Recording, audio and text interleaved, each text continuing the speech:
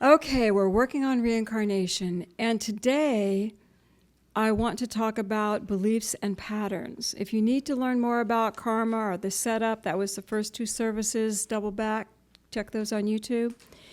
We need to move forward because we got lots of things to talk about. Okay. We all have moments when we believe something to be true.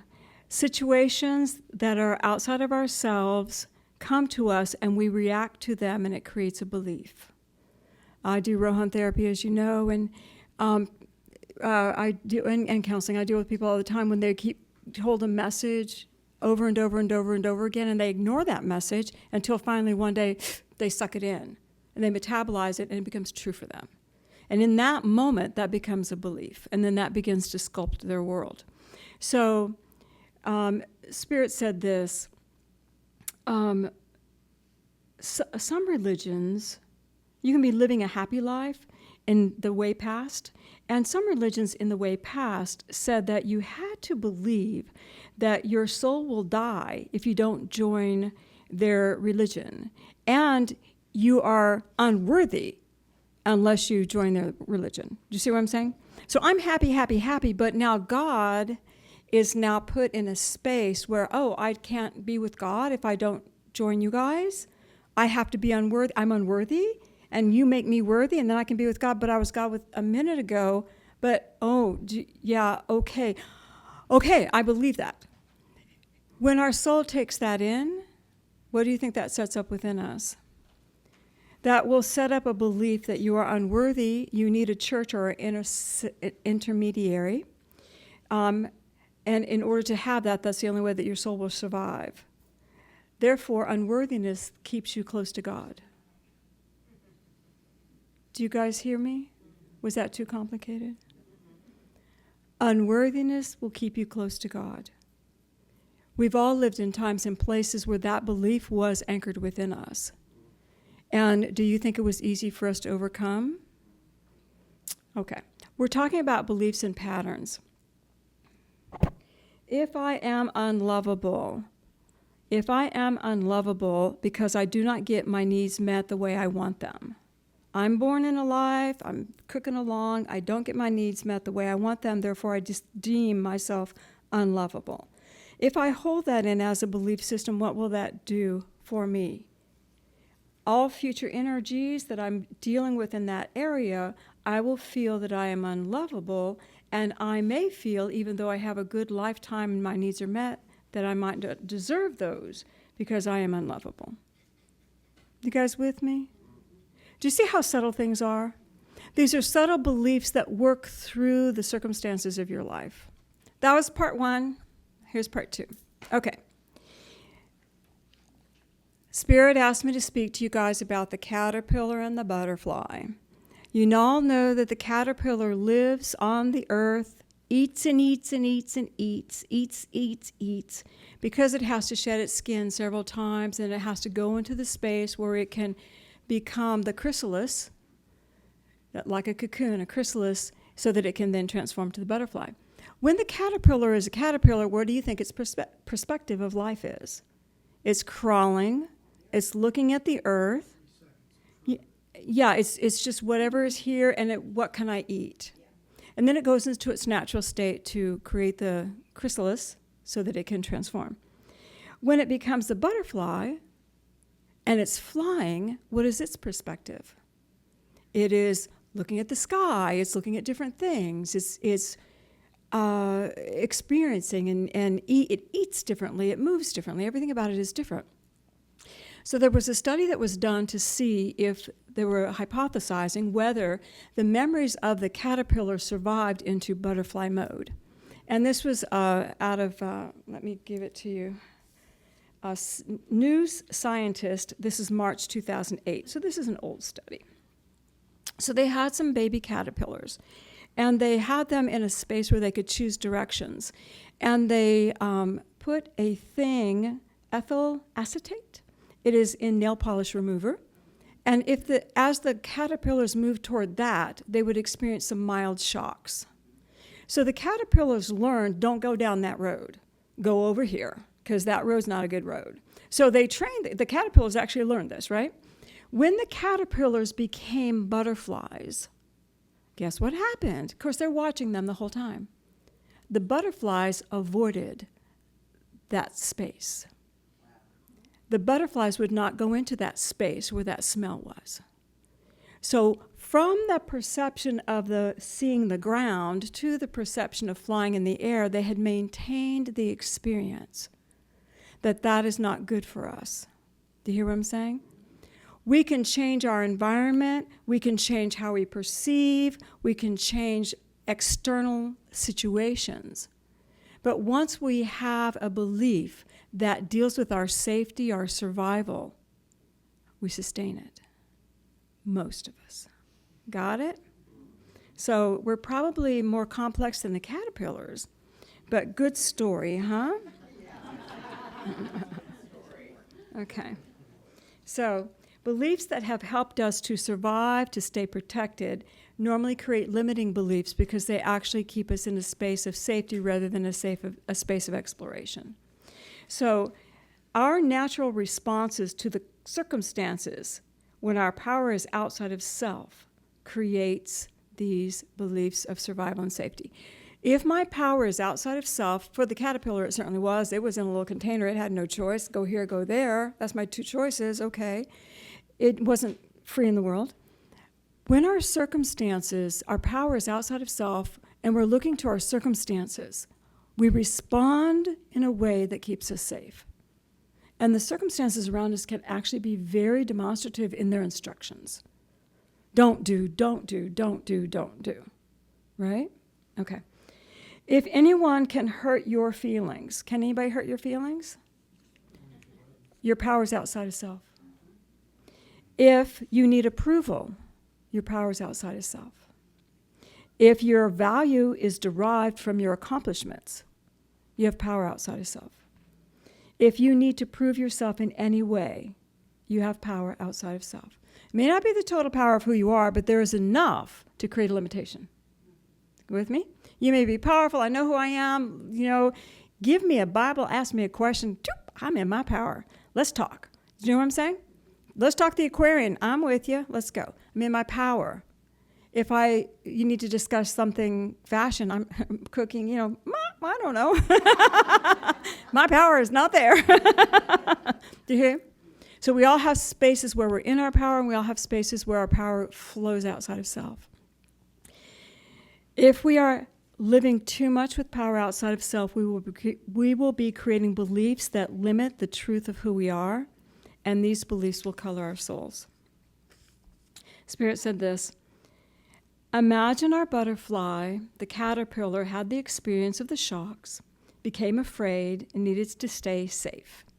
When the time came to exit the chrysalis, what if he decided he needed to take some of the chrysalis with him to stay safe?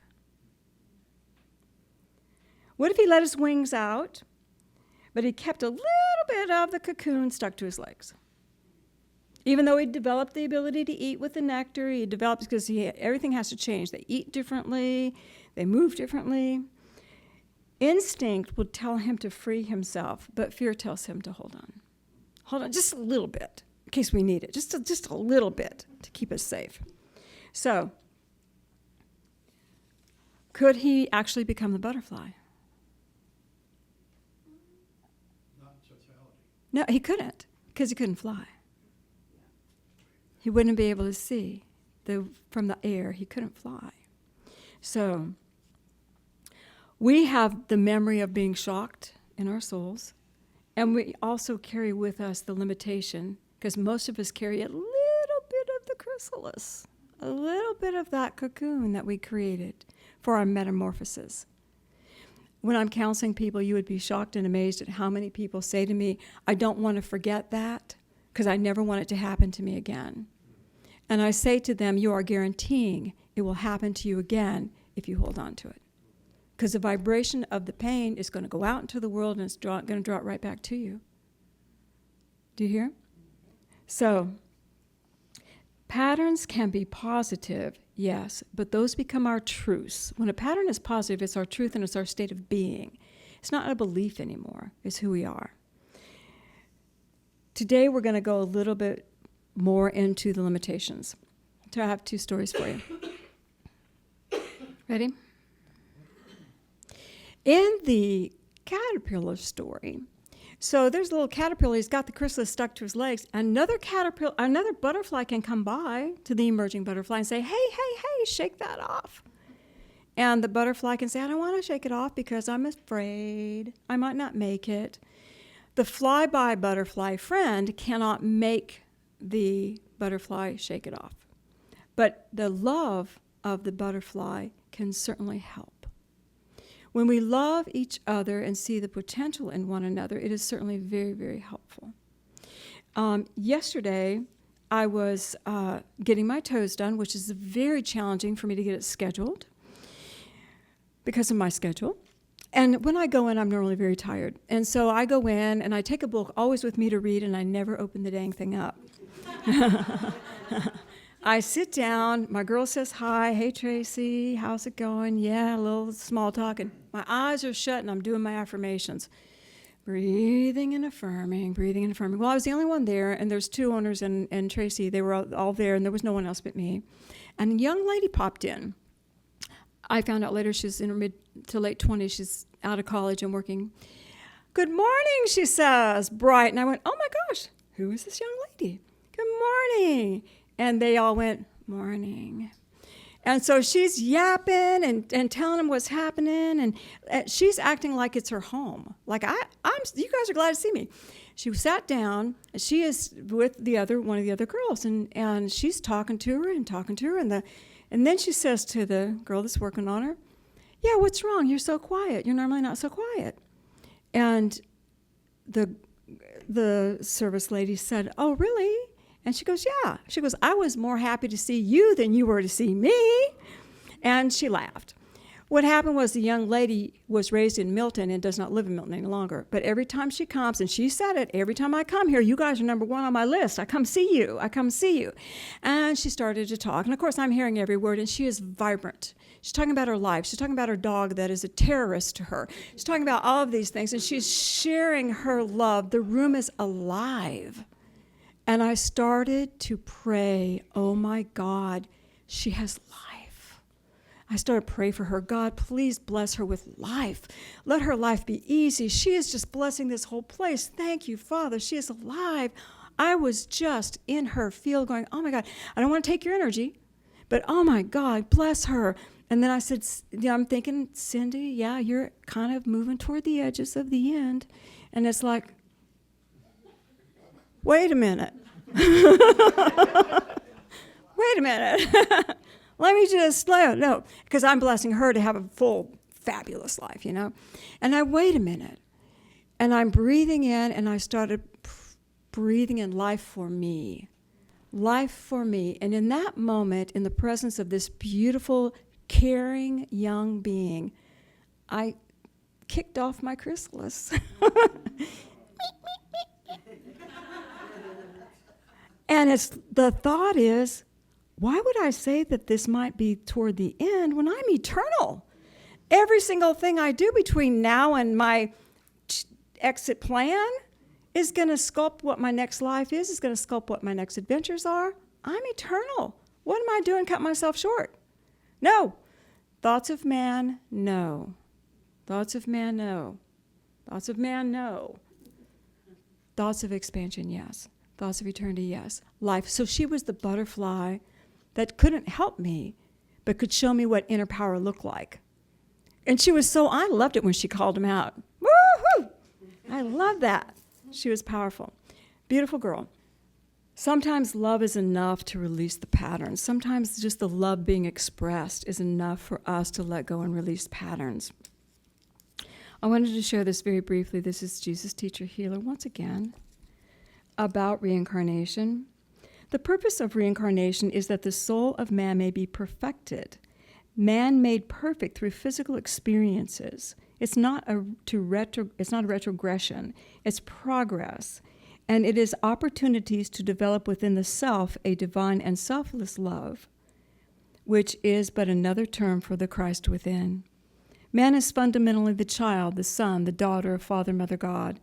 Being made in man's image, being made in God's image, man has been endowed with godlike potentials. Only through the development of these gifts to the fullest extent is man able to enjoy the fruits of his spiritual heritage and know happiness such as the world can neither give nor take away. We have to do it here to fulfill the energy of our journeys. And we will do it step by step. We will learn, we will grow step by step. How many of you, because we're talking about patterns now, how many of you were born feeling not completely loved, not completely happy, not completely welcomed? There was enough. There was enough around you to feed you. We're bringing in patterns that need to heal. So I have this parable that Spirit asked me to share with you. This is not any one of my clients. This is a parable, so don't be looking around to see who it is.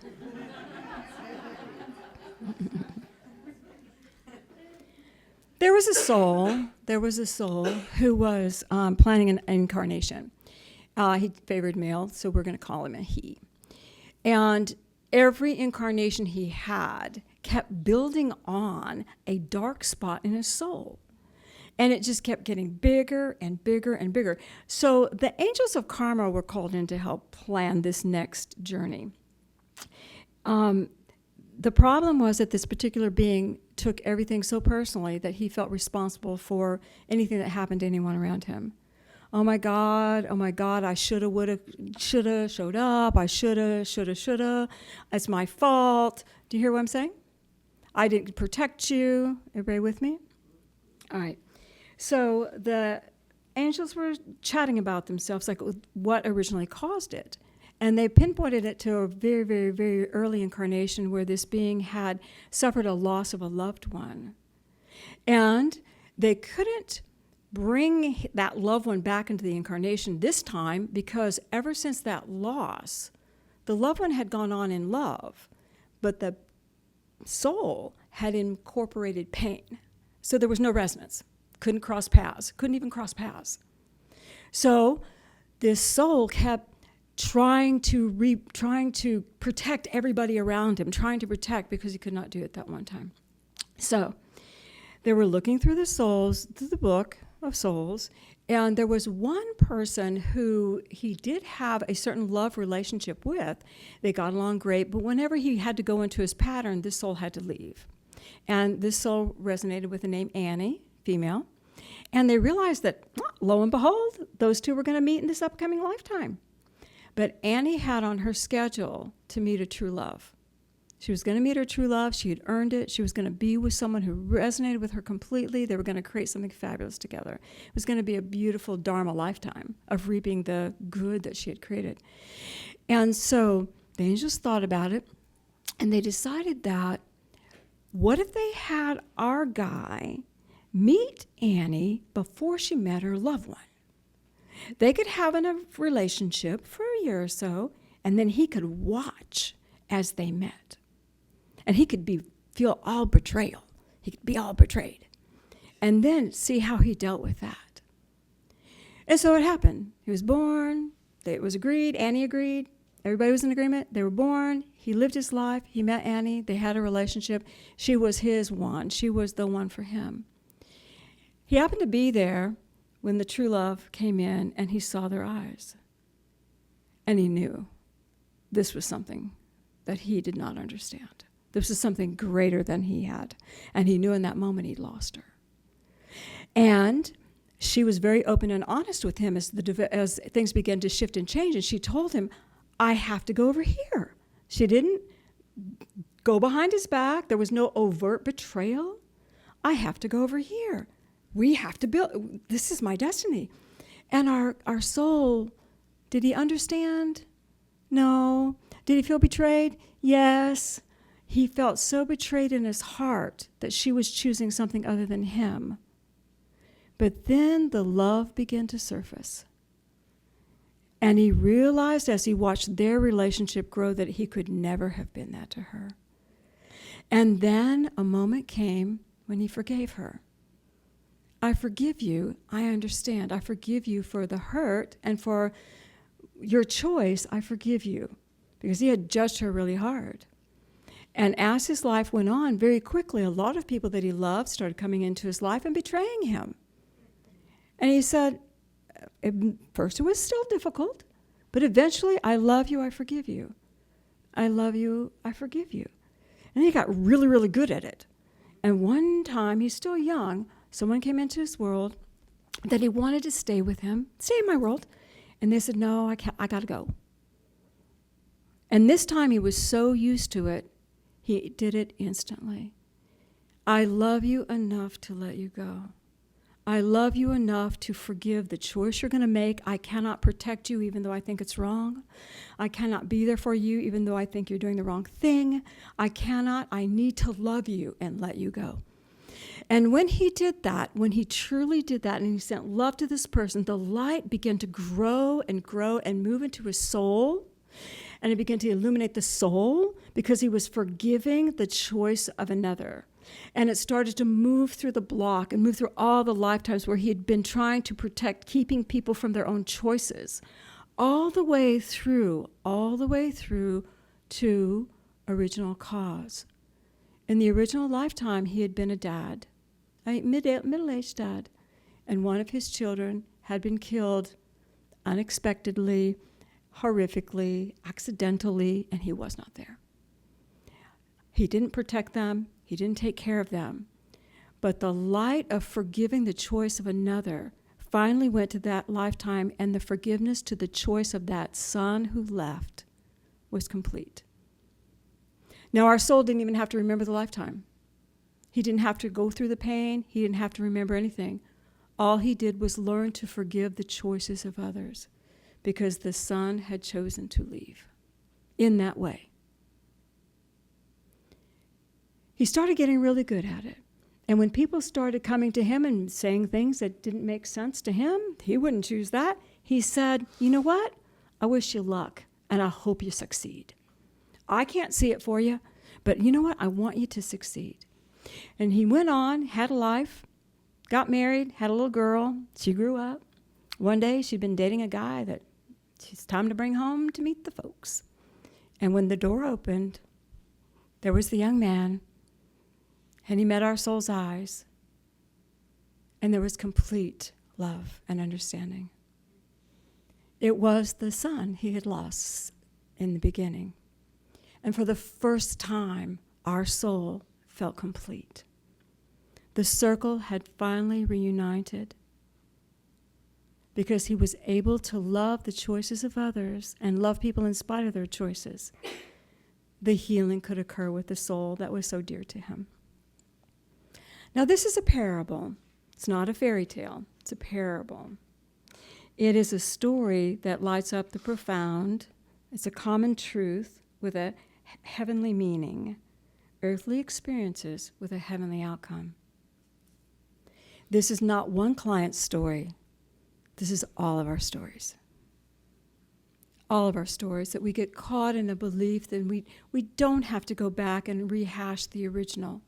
We just have to learn the causal thought that corrects it. And we've done many services. David did a great one on forgiveness and love. Isn't that the key to any issues from past lives? Forgive the circumstances. Forgive the people you played with. Forgive yourself and start to let the love rebuild you. The butterfly doesn't eat the same thing. It has to feed on nectar, has a different vantage point. So do we. When we can actually breathe in that forgiving light, we can move into being the Christ child of God, full with potential. Do you like my parable? Yes. That was from Spirit. All right. We are all here clearing the blocks in our souls. We are all here creating something fabulous we've never done before. We are creating beliefs that are going to be our truths And we're healing those beliefs that become our limitations. So, as we spoke on the very first time, it is a rapid acceleration time. So, let's do it. Put your feet on the floor. Let's just breathe. Father, Mother God, I ask that your light fill this room. And I ask that everyone who hears my voice feel your love. And as a beautiful column of light come over them, let them feel the eternity of their own natures.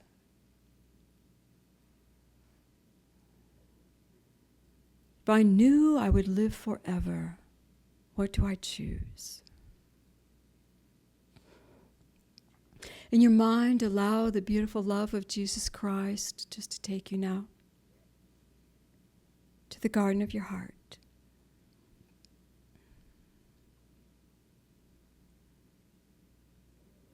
Feel the vibration of your spirit, your soul.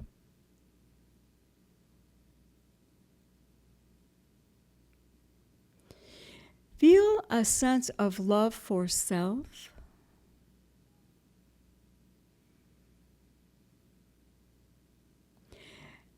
And if you can, hold up your heart and just say, I forgive all choices I've ever made that keep me from being me.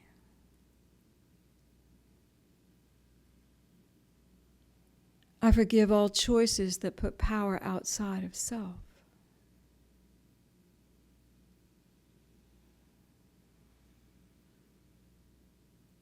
I forgive all choices that limited the world around me.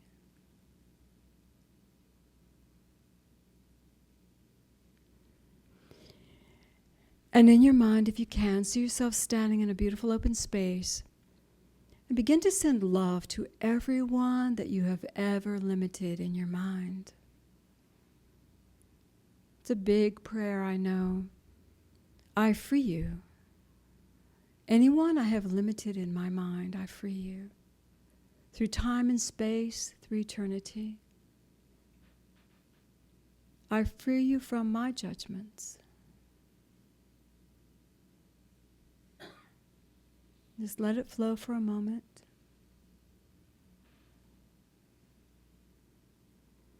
And you may feel a few little tricklebacks as people acknowledge and receive. It won't be the whole, but there may be a couple. Let them go in your mind. Look at your feet. I stand free in a new beginning. Power within. What do I choose?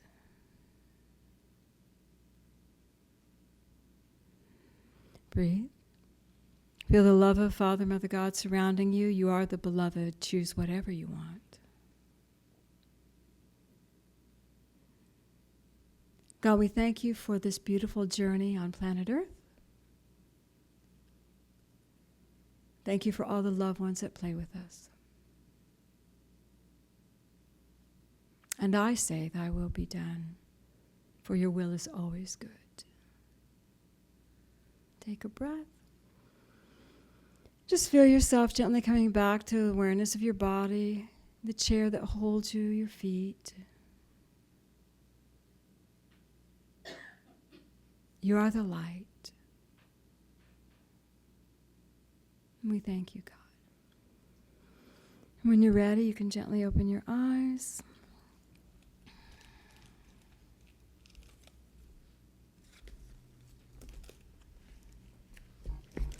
If you felt one moment of love, you have done well. If you said the words, the intention was set. If anything comes up this week, love it, forgive it, honor it. What is my choice and what is your choice? I honor your choice. Say, yay, God.